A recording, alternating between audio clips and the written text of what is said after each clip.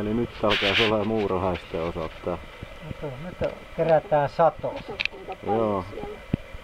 Ei siinä kovin kauan mennyt aikaa. No ei.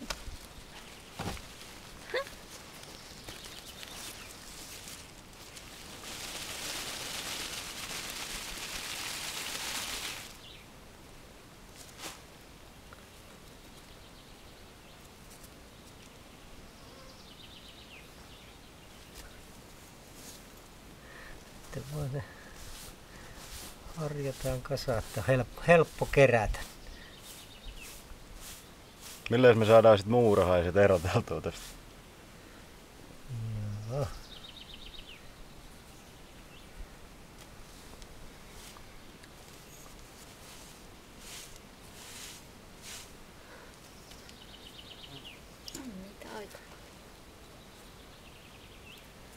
Joo, kyllä tästä meillä ateria saisi hyvänkin.